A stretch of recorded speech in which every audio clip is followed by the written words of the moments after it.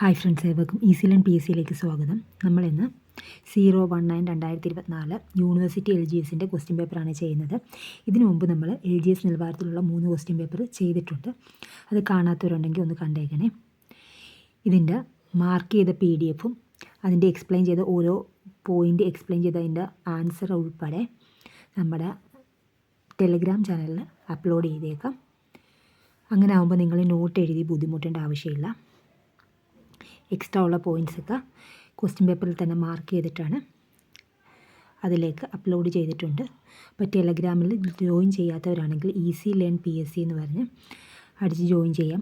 അതങ്ങനെ കിട്ടുന്നില്ലെങ്കിൽ നിങ്ങൾക്ക് ഞാൻ ഡിസ്ക്രിപ്ഷനകത്ത് അതിൻ്റെ ലിങ്ക് ആഡ് ചെയ്തേക്കാം. അതിൽ ജോയിൻ ചെയ്താൽ മതിയാവും.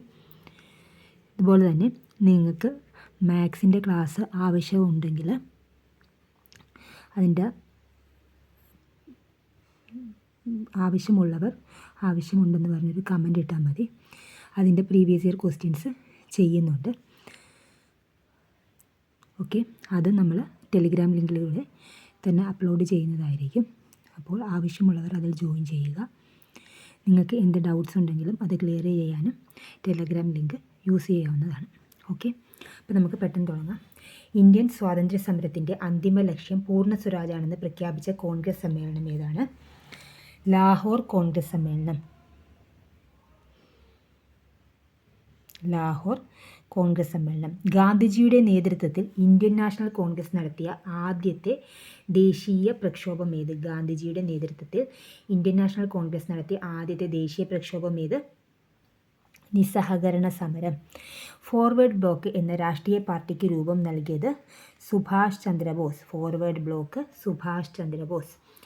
ഇന്ത്യയുടെ വടക്കു പടിഞ്ഞാറൻ പ്രദേശങ്ങളിൽ നിരവധി സമരങ്ങൾക്ക് നേതൃത്വം നൽകുകയും ദ്വിരാഷ്ട്രവാദത്തെയും ഇന്ത്യയുടെ വിഭജനത്തെയും എതിർക്കുകയും ചെയ്ത നേതാവ്. പിന്നീട് ഇന്ത്യ ഗവൺമെൻറ്റിൻ്റെ പരമോന്നത ബഹുമതിയായ ഭാരതരത്ന ലഭിക്കുകയും ചെയ്തു. ആരാണത്?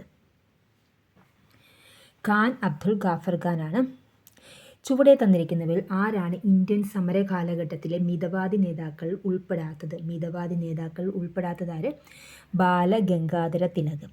സ്വത്തവകാശം മൗലികാവകാശങ്ങളിൽ നിന്നും എടുത്തു കളഞ്ഞ ഭരണഘടനാ ഭേദഗതി 44-ാം ഭരണഘടനാ ഭേദഗതി. സംസ്ഥാനങ്ങളിലെ ഏറ്റവും ഉയർന്ന കോടതി. സംസ്ഥാനങ്ങളിലെ ഏറ്റവും ഉയർന്ന കോടതി.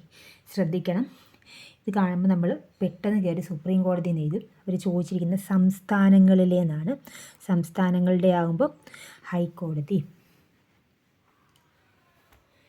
ഭരണഘടനാ ഡ്രാഫ്റ്റിംഗ് കമ്മിറ്റിയുടെ അധ്യക്ഷൻ ആരായിരുന്നു? ഭരണഘടനാ ഡ്രാഫ്റ്റിംഗ് കമ്മിറ്റിയുടെ അധ്യക്ഷൻ ആരായിരുന്നു? Doctor BR Ambedkar. ലോകത്തിലെ ഏറ്റവും വലിയ എഴുതപ്പെട്ട ഭരണഘടനയുള്ള രാജ്യം ഏത്? ഇന്ത്യ. ലോകത്തിലെ ഏറ്റവും വലിയ എഴുതപ്പെട്ട ഭരണഘടനയുള്ള രാജ്യം ഏത്? ഇന്ത്യ. ഭരണഘടനയുടെ ആമുഖത്തിൽ സൂചിപ്പിച്ചിട്ടുള്ള അടിസ്ഥാന ലക്ഷ്യങ്ങളിൽ ഉൾപ്പെടാത്തതേത്? മൗലിക അവകാശങ്ങൾ. ഭരണഘടനയുടെ ആമുഖത്തിൽ സൂചിപ്പിച്ചിട്ടുള്ള അടിസ്ഥാന ലക്ഷ്യങ്ങൾ ഉൾപ്പെടാത്തതാണ് ചോദിച്ചിരിക്കുന്നത് മൗലിക അവകാശങ്ങൾ. കൈസരി ഹിന്ദ് പദവി ഗാന്ധിജി ബ്രിട്ടീഷ് ഗവൺമെൻറ്റിന് തിരികെ നൽകാൻ ഇടയാക്കിയ സംഭവം ഏതാണ്? ജാലിയൻ വാലാബാഗ് കൂട്ടക്കൊല.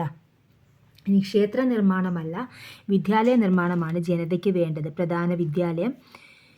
പ്രധാന ദേവാലയം വിദ്യാലയം തന്നെ ആകണമെന്ന് ആഹ്വാനം ചെയ്ത സാമൂഹിക പരിഷ്കർത്താവ് ആരാണ്?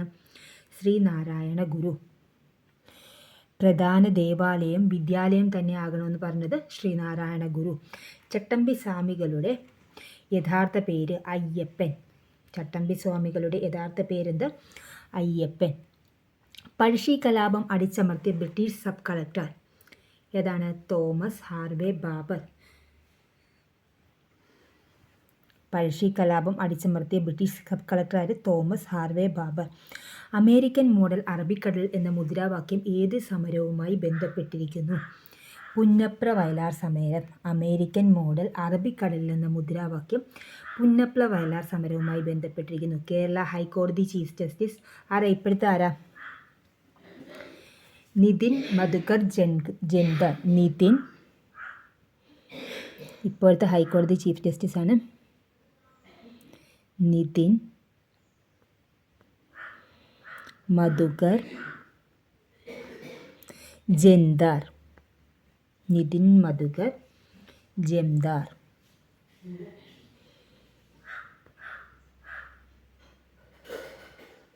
Nitin Madhukar Jamdar. Kerala high court chief justice Nitin Madhukar Jamdar. Okay, ഇതെല്ലാം മാർക്ക് ചെയ്ത് അതെല്ലാം എഴുതിയിട്ടുണ്ട് കേട്ടോ. അപ്പോൾ അത് വേണമെന്നുള്ളവർ നമ്മുടെ ടെലിഗ്രാം ലിങ്കിൽ ജോയിൻ ചെയ്താൽ മതി. അത് ഡിസ്ക്രിപ്ഷനിൽ കൊടുത്തേക്കാം. അല്ലെങ്കിൽ ഈസി ലേൺ PSC എന്ന് അടുപ്പിച്ച് കൊടുത്താൽ മതി, സ്മോൾ ലെറ്ററിലെ. എന്നിട്ട് സെർച്ച് ചെയ്താൽ മതി ടെലഗ്രാമിലെ. ടെലഗ്രാം ഇല്ലാത്തവരാണെങ്കിൽ ആപ്സിനകത്ത് നിന്ന് ടെലഗ്രാം എടുത്ത് ഇൻസ്റ്റാൾ ചെയ്തതിന് ശേഷം അതിൽ സെർച്ചിനകത്ത് ഈസി ലേൺ PSC എന്ന് കൊടുക്കുക. അല്ലെങ്കിൽ ഞാൻ തന്നിരിക്കുന്ന ലിങ്കിൽ ക്ലിക്ക് ചെയ്ത് കയറിയാലും മതിയാവും. കേരളത്തിലെ ആദ്യത്തെ സമ്പൂർണ്ണ ഡിജിറ്റൽ ജില്ല ഏത്? കേരളത്തിലെ ആദ്യത്തെ സമ്പൂർണ്ണ ഡിജിറ്റൽ ജില്ല ഏത്? Thrissur. Transfer of power in India എന്ന ഗ്രന്ഥത്തിൻ്റെ കർത്താവ് ആര്? Transfer of power in India എന്ന ഗ്രന്ഥത്തിൻ്റെ കർത്താവ് VP മേനോൻ. താഴെ പറയുന്നതിൽ ഫ്രാൻസിൻ്റെ അധിനിവേശ പ്രദേശം ഏത്? ഫ്രാൻസിൻ്റെ അധിനിവേശ പ്രദേശം ഏത്? പോണ്ടിച്ചേരി. സംസ്ഥാന പുനഃസംഘടനാ കമ്മീഷനിലെ മലയാളിയായ അംഗം ആരാണ്? KM പണിക്കർ. സംസ്ഥാന പുനഃസംഘടനാ കമ്മീഷനിലെ മലയാളിയായ അംഗം KM പണിക്കർ. റൂർക്കേല ഇരുമ്പുരുക്ക് വ്യവസായശാലയ്ക്ക് സഹായം നൽകിയ രാജ്യം ഏത്?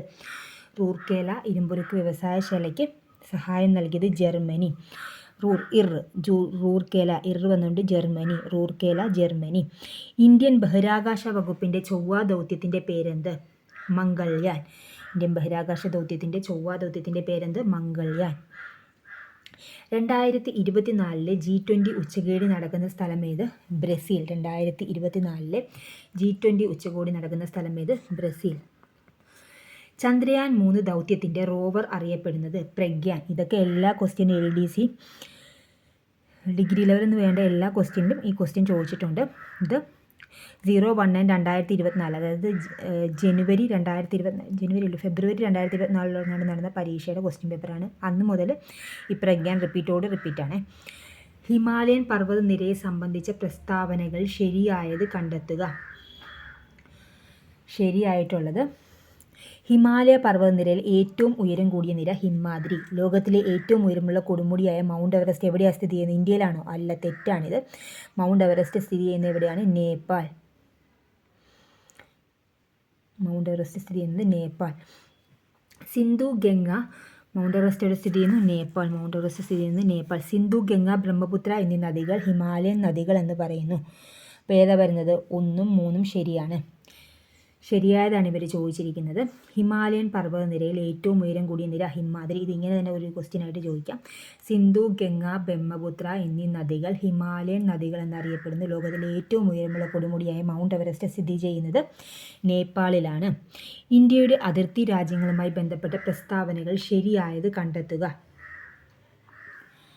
7 രാജ്യങ്ങൾ ഇന്ത്യയുമായി അതിർത്തി പങ്കിടുന്നു. ശരിയാണ്. ബംഗ്ലാദേശുമായി ഇന്ത്യ ഏറ്റവും കൂടുതൽ ദൂരം അതിർത്തി പങ്കിടുന്നു. അതും ശരിയാണ്. അഫ്ഗാനിസ്ഥാനുമായി ഇന്ത്യ ഏറ്റവും കുറഞ്ഞ ദൂരം അതിർത്തി പങ്കിടുന്നു. ഇന്ത്യ അതിർത്തി പങ്കിടുന്ന രാജ്യങ്ങളുടെ എണ്ണം 7. ബംഗ്ലാദേശുമായി ഇന്ത്യ ഏറ്റവും കൂടുതൽ ദൂരം അതിർത്തി പങ്കിടുന്ന രാജ്യം ബംഗ്ലാദേശ്. ഏറ്റവും കുറഞ്ഞ അതിർത്തി പങ്കിടുന്ന ആരുമായിട്ടാണ്? അഫ്ഗാനിസ്ഥാൻ. അപ്പോൾ ഇവിടെ എല്ലാം ശരിയാണ്. പക്ഷേ ഇത് 3 ക്വസ്റ്റ്യനായിട്ട് ചോദിച്ച് കണ്ടിട്ടുണ്ട്. ഇന്ത്യയുടെ തീരപ്രദേശം സംബന്ധിച്ച പ്രസ്താവനകൾ തെറ്റായത് കണ്ടെത്തുക. തെറ്റാണ് ഇവർ ചോദിച്ചിരിക്കുന്നത്. അപ്പോൾ നമ്മൾ തെറ്റാണെന്നുള്ളത് ഓർക്കാൻ വേണ്ടി തെറ്റങ്ങ് ഇട്ട് വെക്കുക. ഈ ക്വസ്റ്റ്യൻ ക്യാൻസൽ ചെയ്തതാണ്. 27 ക്യാൻസൽ ചെയ്തു. ഇന്ത്യയുടെ ദേശീയ പ്രതീകങ്ങൾ സംബന്ധിച്ച് ശരിയായത് കണ്ടെത്തുക. ശരിയാണെന്നുണ്ടെങ്കിൽ ശരിയെന്ന് ഇട്ട് വെക്കുക. അല്ലെങ്കിൽ നമുക്ക് ചിലപ്പം തെറ്റാൻ ചാൻസ് ഉണ്ട്. ഇന്ത്യയുടെ ദേശീയ കായിക വിനോദം ഹോക്കി. ആന ഇന്ത്യയുടെ ദേശീയ പൈതൃക ജീവി. ശരി.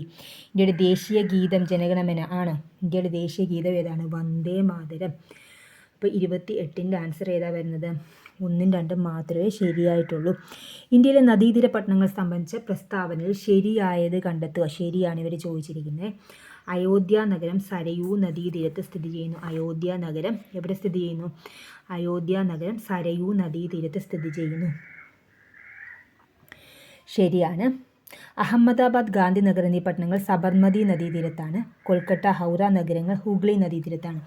ഈ ക്വസ്റ്റ്യൻ എല്ലാം അല്ലാതെ തന്നെ LGS നിലവാരത്തിലുള്ള എക്സാമിന് ചോദിച്ച് കണ്ടിട്ടുണ്ട്. ഓരോന്നോരോന്നിട്ട് കൊൽക്കത്ത, ഹൗറ നഗരങ്ങൾ ഡാഷ് നദീതീരത്താണ്. ഹൂഗ്ലി നദീതീരത്താണ്.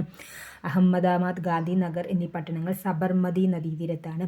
അയോധ്യ നഗരം സരയൂ നദീതീരത്ത് സ്ഥിതി ചെയ്യുന്നു. എല്ലാം ശരിയാണ് ഉത്തരം. കേരളത്തെ സംബന്ധിച്ച് അടിസ്ഥാന വിവരങ്ങൾ ശരിയല്ലാത്തത് കണ്ടെത്തുക. തെറ്റായിട്ടുള്ളതാണ് അവർ ചോദിച്ചിരിക്കുന്നത്.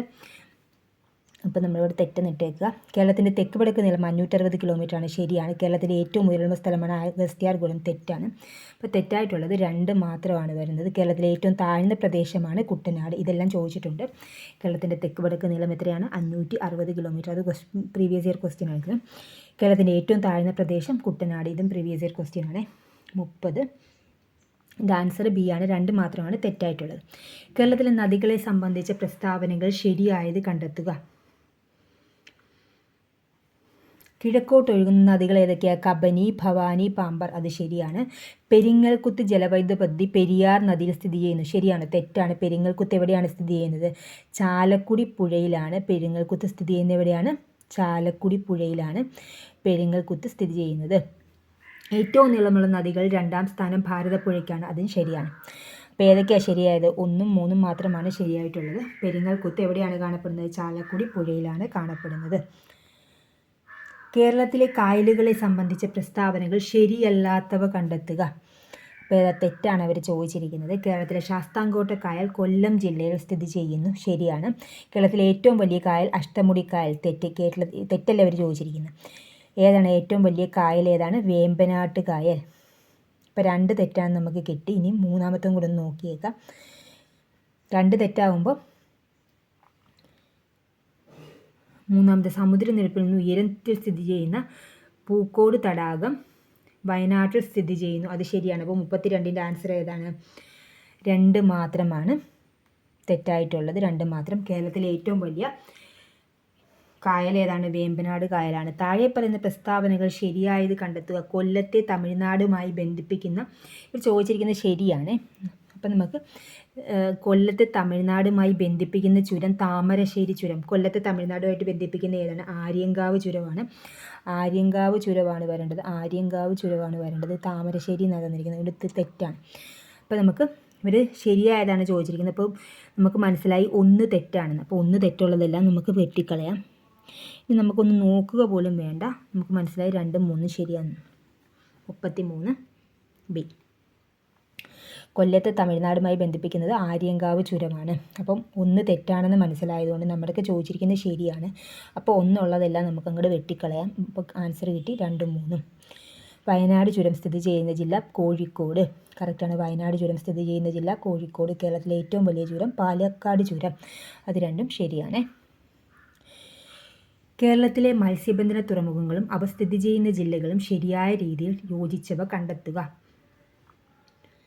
ഇതിൻ്റെ ആൻസർ നീണ്ടകര എവിടെയാണ്? കൊല്ലമാണ്. ഇതല്ല. അഴീക്കൽ കണ്ണൂർ, പൊന്നാനി മലപ്പുറം. അത് 2 ശരിയാണ്. അപ്പോൾ 2ഉം 3ഉമാണ് ശരിയായിട്ടുള്ളത്. അഴീക്കൽ കണ്ണൂർ, പൊന്നാനി മലപ്പുറം. കേരളത്തിലെ വൈദ്യുത പദ്ധതി സംബന്ധിച്ച് ശരിയായ പ്രസ്താവനകൾ കണ്ടെത്തുക. കേരളത്തിലെ വൈദ്യുത പദ്ധതി സംബന്ധിച്ച് ശരിയായ പ്രസ്താവന കണ്ടെത്തുക.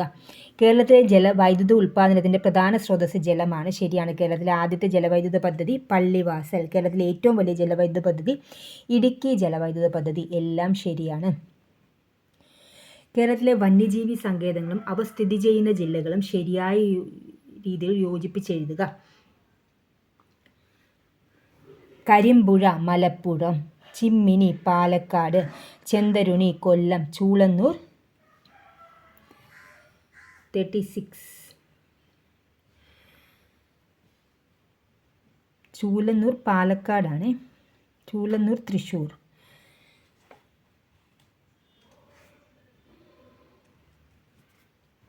ഏതൊക്കെയാണ് വരുന്നത്? കരിമ്പുഴ മലപ്പുറം, ചിമ്മിനി തൃശ്ശൂർ. ചിമ്മിനി തൃശ്ശൂർ തെറ്റാണ്. ചിമ്മിനി തൃശ്ശൂർ. പിന്നെ ഏതാ വരുന്നത്?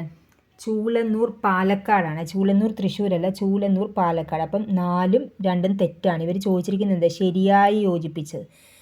അപ്പം 4ഉം 2ഉം തെറ്റാണെന്ന് നമുക്ക് മനസ്സിലായി. ഇപ്പോൾ ഇത് 2ഉം 4ഉം തെറ്റാണ്. എല്ലാം തെറ്റാണ്. 1ഉം 3ഉമാണ് ശരിയായിട്ടുള്ളത്. കരിമ്പുഴ മലപ്പുറം, ചെന്തരുണി കൊല്ലം. കരിമ്പുഴ മലപ്പുറം, ചെന്തരുണി കൊല്ലം. ചിമ്മിനി തൃശ്ശൂർ, ചൂളന്നൂർ പാലക്കാട്. ചിമ്മിനി ഏത് വരും? ചിമ്മിനി തൃശ്ശൂർ, ചൂളന്നൂർ പാലക്കാട്. ഓക്കെ. കരിമ്പുഴ മലപ്പുറം, ചിമ്മിനി തൃശ്ശൂർ, ചൂളന്നൂർ പാലക്കാട്, ശെന്തരുണി കൊല്ലം. അപ്പോൾ ആൻസർ ഏതാ വരുന്നത്? 1ഉം 3ഉമാണ് ആൻസറായിട്ട് വരുന്നത്. സൈലൻറ്റ് വാലി ദേശീയോദ്യാനം സംബന്ധിച്ച പ്രസ്താവനകൾ തെറ്റായത് കണ്ടെത്തുക. 37. വംശനാശ ഭീഷണി നേരിടുന്ന സിംഹവാലൻ കുരങ്ങുകളെ കാണപ്പെടുന്നു. ചീവീടുകൾ അപൂർവമായിരുന്ന ഈ പ്രദേശം നിശബ്ദ താഴ്വര എന്ന് പറയുന്നു. ഇവർ ചോദിച്ചിരിക്കുന്നത് തെറ്റാണ്. ഇത് രണ്ടും ശരിയാണെന്ന് കിട്ടി. അപ്പോൾ മൂന്നാമത്തത് മാത്രം തെറ്റാണ്. ഓക്കെ. 1984 നിലവിൽ വന്ന ഇത് എവിടെയാണ്? സൈലൻറ്റ് വാലി എവിടെയാണ്? പാലക്കാട് ജില്ലയിലാണ്. സൈലൻറ്റ് വാലി എവിടെയാണ് സ്ഥിതി ചെയ്യുന്നത്? പാലക്കാട് ജില്ലയിലാണ് സൈലൻറ്റ് വാലി. കേരളത്തിലെ കായിക രംഗവുമായി ബന്ധപ്പെട്ട പ്രസ്താവനകൾ ശരിയായത് കണ്ടെത്തുക. കായിക കേരളത്തിൻ്റെ പിതാവ് എന്നറിയപ്പെടുന്നത് കേണൽ GV രാജ അല്ലെ, ഗോദവർമ്മ രാജ. ഒളിമ്പിക്സിൽ പങ്കെടുത്ത ആദ്യത്തെ മലയാളി വനിതയാണ് PT ഉഷ. ഇന്ത്യക്ക് വേണ്ടി യൂറോപ്യൻ വോളിബോൾ ലീഗിൽ കളിച്ച ആദ്യത്തെ ഏഷ്യക്കാരൻ ജിമ്മി ജോർജ്. എല്ലാം ശരിയാണ്. കേരളത്തിലെ തദ്ദേശ സ്വയംഭരണ സ്ഥാപനങ്ങൾ സംബന്ധിച്ച് തെറ്റായ പ്രസ്താവന. തെറ്റാണ് ഇവർ ചോദിച്ചിരിക്കുന്നത്. കേരള നിയമസഭ 1992 കേരള പഞ്ചായത്ത് രാജ് നിയമം പാസ്സാക്കി. 92 പാസ്സാക്കിയത്. പാസ്സാക്കിയ വർഷം 1994. 94 പാസ്സാക്കി. ഇവർ 92 പറഞ്ഞിരിക്കുന്നത്. അപ്പോൾ അത് തെറ്റാണ്. അപ്പോൾ 1 തെറ്റാണെന്ന് നമുക്ക് കിട്ടി. കേരളത്തിൽ 941 ഗ്രാമപഞ്ചായത്തുകളും 152 ബ്ലോക്ക് പഞ്ചായത്തും നിലവിലുണ്ട്. അത് ശരിയാണ്. തദ്ദേശ സ്വയംഭരണ വകുപ്പ് MP രാജേഷ്. അപ്പം 1 മാത്രമാണ് ഇതിൽ തെറ്റായിട്ടുള്ളത്. 1 മാത്രം. Answer D. 1994 കേരള പഞ്ചായത്ത് രാജ് നിയമം പാസ്സാക്കിയിരിക്കുന്നത്. താഴെ പറഞ്ഞ പ്രസ്താവനകൾ തെറ്റായത് കണ്ടെത്തുക. തെറ്റാണ് ഇവർ ചോദിച്ചിരിക്കുന്നത്. കേരള ഹൈക്കോടതി ചീഫ് ജസ്റ്റിസ് ആരാ? DY ചന്ദ്രചൂഡാണോ? അല്ല. ആരാ ഇപ്പോൾ എടുത്തത്? നിതിൻ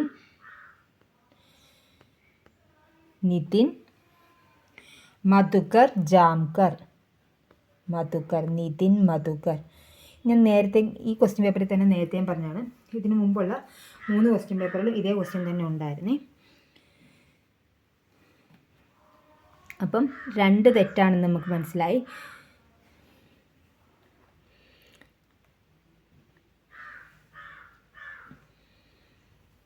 ബാക്കിയൊക്കെ ശരിയാണ്. 2 തെറ്റാണ്. കേരള കലാമണ്ഡലം കൽപ്പിത സർവകലാശാല സംബന്ധിച്ച് തെറ്റായ പ്രസ്താവന കണ്ടെത്തുക. ക്വസ്റ്റ്യൻ ക്യാൻസൽ ചെയ്ത്. കേരളത്തിലെ സാഹിത്യ അവാർഡുകൾ സംബന്ധിച്ച് തെറ്റായ പ്രസ്താവന. തെറ്റാണ് ഇവർ ചോദിച്ചിരിക്കുന്നത്. 2023 എഴുത്തച്ഛൻ പുരസ്കാരം ലഭിച്ചത് SK വസന്തൻ. 2023 വയലാർ അവാർഡ് ലഭിച്ചത് S ഹരീഷിൻ്റെ മീശയ്ക്കാണോ? അല്ല. ആർക്ക് കിട്ടിയത്? ജീവിതം ഒരു പെൻഡുലം. അത് ആരുടെയായിരുന്നു? ജീവിതം ഒരു പെൻഡുലം. ആരുടേതായിരുന്നത്? ജീവിതം ഒരു പെൻഡുലം. ആരുടെ അത്? ജീവിതം ഒരു പെൻഡുലം.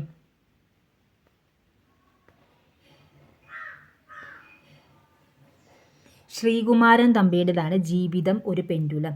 2023 വയലാർ അവാർഡ് കിട്ടിയത് ജീവിതം ഒരു പെൻഡുലത്തിനാണ്. അത് ആരുടേതാണ്? ശ്രീകുമാരൻ തമ്പി. ആരുടേതാണ്? ശ്രീകുമാരൻ തമ്പിയുടേതാണ് ജീവിതം ഒരു pendulum. Okay. Sreekumaran Thampi Vayalar award 2023 ജീവിതം ഒരു പെൻഡുലം 47ാമത്തെ വയലാർ അവാർഡിലാണ് കിട്ടിയത്. എത്രാമത്തെയാണ്? 47ാമത്തെ വയലാർ അവാർഡ്. ചന്ദ്രയാൻ 3 സംബന്ധിച്ച ശരിയായ പ്രസ്താവനകൾ കണ്ടെത്തുക. 2023 ഓഗസ്റ്റ് 23 ചന്ദ്രൻ്റെ ദക്ഷിണ ധ്രുവത്തിൽ സോഫ്റ്റ് ലാൻഡിംഗ് ചെയ്തു. ചന്ദ്രയാൻ 3 ലാൻഡറിൻ്റെ പേര് വിക്രം. ചന്ദ്രയാൻ 3 മൊത്തം ചിലവ് 615 കോടി രൂപ. 2023 ഓഗസ്റ്റ് 23 ചന്ദ്രൻ്റെ ദക്ഷിണ ധ്രുവത്തിൽ സോഫ്റ്റ് ലാൻഡിംഗ് ചെയ്തു. ഇതിപ്പം ഇങ്ങനെ ചോദിക്കത്തില്ലായിരിക്കും, ഓരോ ക്വസ്റ്റ്യനായിട്ട് ചോദിക്കും. ചന്ദ്രൻ്റെ ദക്ഷിണ ധ്രുവത്തിൽ ചന്ദ്രയാൻ 3 സോഫ്റ്റ് ലാൻഡിംഗ് നടത്തിയതെന്ന് 2023 ഓഗസ്റ്റ് 23. ചന്ദ്രയാൻ 3 23 ഓഗസ്റ്റ് 23 ഓർത്തിരിക്കുക. 2023 ഓഗസ്റ്റ് 23. ചന്ദ്രയാൻ 3 ലാൻഡറിൻ്റെ പേര് വിക്രം. ചന്ദ്രയാൻ 3 മൊത്തം ചെലവ് 615 കോടി രൂപ. ഇത് 3 ക്വസ്റ്റ്യനായിട്ട് പഠിച്ചു വെക്കുക. കേരളത്തിലെ തനതായ നൃത്തരൂപം ഏത്? തനതായ കലാരൂപം ഏത്? മോഹിനിയാട്ടം. കേരളത്തിൽ തനതായ കലാരൂപം ഏത്? മോഹിനിയാട്ടം. അമ്മ എന്ന നോവൽ എഴുതിയത് മാക്സിം ഗോൾക്കി. ഐക്യരാഷ്ട്രസഭയിൽ ഇന്ത്യയുടെ സ്ഥിരം പ്രതിനിധിയായി. ഈ ക്വസ്റ്റ്യനും ക്യാൻസൽ ചെയ്തേ. ദേശീയ തലത്തിൽ ഭരണതലത്തിലും ഉദ്യോഗസ്ഥ തലത്തിലും രാഷ്ട്രീയ തലത്തിലും ഉള്ള അഴിമതി തടയുന്നതിന് രൂപം നൽകിയിരിക്കുന്ന സ്ഥാപനം ഏത്? ലോക്പാൽ. 50ാമത്തെ സുപ്രീം കോടതി chief justice Dhananjay Y Chandrachud എന്നുള്ളതാണ്. ധനഞ്ജയ വൈ ചന്ദ്രചൂഡ്. സാമ്പത്തിക പ്രവർത്തനങ്ങളിൽ സർക്കാരിൻ്റെ ഇടപെടൽ. ഈ ക്വസ്റ്റ്യനും 49th ക്വസ്റ്റ്യനും ക്യാൻസൽ ചെയ്ത്. ഇന്ത്യയുടെ ദേശീയ കായിക വിനോദം ഏത്? ഹോക്കി. ദേശീയ കായിക വിനോദം ഏത്? ഹോക്കി. മനുഷ്യനെ ബഹിരാകാശത്തെത്തിക്കുന്ന ISROയുടെ ഗഗൻയാൻ പദ്ധതിക്ക് നേതൃത്വം നൽകിയത് ഡോക്ടർ എസ് ഉണ്ണികൃഷ്ണൻ നായർ. ഗഗൻയാൻ പദ്ധതിക്ക് നേതൃത്വം നൽകിയത് ഡോക്ടർ എസ് ഉണ്ണികൃഷ്ണൻ നായർ. 2023 സാമ്പത്തിക ശാസ്ത്രത്തിൽ നോബൽ സമ്മാനം ലഭിച്ചത് ആർക്കാണ്? Claudia Goldin. അസ്ഥികൾക്ക് കാഠിന്യം നൽകുന്ന സംയുക്തം ഏത്? Calcium phosphate. ഒരു അസ്ഥി മറ്റൊന്നിൽ ഇരുദിശകളിലേക്കും തിരിയുന്ന സന്ധി ഏത്? 54 വിജാഗിരി സന്ധി. ആകൃതിയിലുള്ള തരുണാസ്ഥി വലയങ്ങൾ കാണപ്പെടുന്ന മനുഷ്യ ശരീരഭാഗം? ട്രക്കിയ. പൂച്ച ഫെലിസ് ഡൊമസ്റ്റിക്കസ്. പൂച്ചയുടെ പേരെന്താണ്? പൂച്ചയ്ക്ക് എന്താണ് പറയുന്നത്? പൂച്ച ഫെലിസ് ഡൊമസ്റ്റിക്കസ്.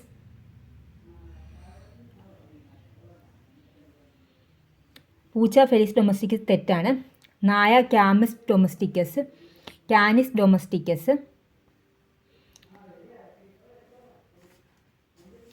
56 ബി ആണ് ആൻസർ. 56ൻ്റെ ആൻസർ ബി ആണ്. പൂച്ച ഫെലിസ് ഡൊമസ്റ്റിക്കസ് അത് കറക്റ്റാണ്. നായ കാനിസ് ഡൊമസ്റ്റിക്കസ് അത് തെറ്റാണ്. കാക്ക കോർവസ് സ്പ്ലെൻഡൈർസ് അത് ശരിയാണ്. മയിൽ ക്രിസ്റ്റാറ്റസ് തന്നെയാണ്, പക്ഷേ പാവോ ക്രിസ്റ്റാറ്റസ് ആണ്. മയിൽ എന്തുവാണ്? പാവോ ക്രിസ്റ്റാറ്റസ്. മയിൽ എന്താണ്? പാവം മയിലെന്ന് ചോദിച്ചത് പാവോ ക്രിസ്റ്റാറ്റസ്. കാക്ക കോർവസ് സ്പ്ലെൻഡൻസ്. കാക്ക എന്താണ്? കോർവസ് സ്പ്ലെൻഡൻസ്. പൂച്ച ഫെലിസ് ഡൊമസ്റ്റിക്കസ്. നായയുടെ അറിയണമെന്നുണ്ടെങ്കിൽ നായയുടെ ഇതിനകത്ത് ഞാൻ എഴുതി വെച്ചിട്ടുണ്ട്. അത് PDF-നകത്തുണ്ട്. അത് കിട്ടണമെന്നുള്ളവർക്ക് ടെലഗ്രാമിൽ ജോയിൻ ചെയ്ത് അതിനകത്ത് നിന്ന് എടുക്കാവേ. ജീവികൾ. പാറ്റ 57ൻ്റെ. പാറ്റയ്ക്ക് എത്ര ഹൃദയ അറകളുണ്ട്? 13 ഹൃദയ അറകളുണ്ട്. പാറ്റയ്ക്ക് 13 ഹൃദയ അറകളുണ്ട്. പല്ലിക്കാണെങ്കിലോ 3 എണ്ണമേ ഉള്ളൂ. പാറ്റ നല്ല 13 എണ്ണം ഉണ്ട് പാറ്റയ്ക്ക്. പാറ്റയ്ക്ക് എത്ര ഹൃദയ അറയുണ്ട്? 13 ഹൃദയ അറ. പല്ലിക്ക് 3 എണ്ണം. പക്ഷികൾക്ക് എത്രയാ? പക്ഷികൾക്ക് 4 എണ്ണം. മത്സ്യത്തിന് 2 എണ്ണം. ഓക്കെ. പാറ്റ 13, പല്ലി 3, പക്ഷി 4, മത്സ്യം 2 ഹൃദയ അറകൾ. അപ്പോൾ ഏതാ വരുന്നത്? ഓപ്ഷൻ സി ആണ് വരുന്നത്. Next one. പ്ലാസ്റ്റിക് മലിനീകരണത്തെ തോൽപ്പിക്കുക ഏതു വർഷത്തെ പരിസ്ഥിതി ദിനത്തിൻ്റെ തീമാണ്? 2023. സങ്കര ഇനം തക്കാളി അല്ലാത്തത് ഏത്? ഹരിത. അപ്പോൾ സങ്കര ഇനം തക്കാളി ഏതൊക്കെയാ? മുക്തി, അക്ഷയ, അനഘ. ഭാരതത്തിൻ്റെ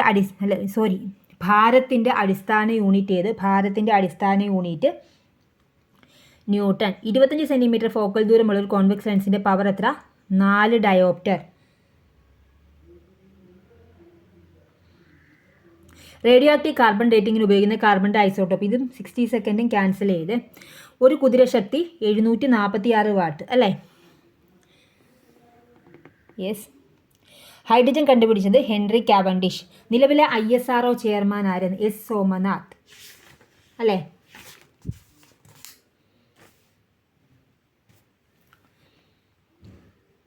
ചന്ദ്രയാൻ 3 ദൗത്യത്തിൻ്റെ ഭാഗമായ റോവറിൻ്റെ പേര് പ്രഗ്യാൻ. സംസ്ഥാന സർക്കാർ ആരംഭിച്ച ജീവിതശൈലി രോഗനിയന്ത്രണ പദ്ധതിയുടെ പേര്? അമൃതം ആരോഗ്യം. വായുവിലൂടെ പകരുന്ന രോഗങ്ങളുമായി ബന്ധപ്പെട്ട് ചുവടെ നൽകിയിരിക്കുന്നതിൽ നിന്നും ശരിയായ ജോഡികൾ കണ്ടെത്തുക. ക്ഷയം, ചിക്കൻ പോക്സ്. വായിലൂടെ പകരുന്നത് ക്ഷയം, ചിക്കൻ പോക്സ്. 3 മാത്രം ശരി.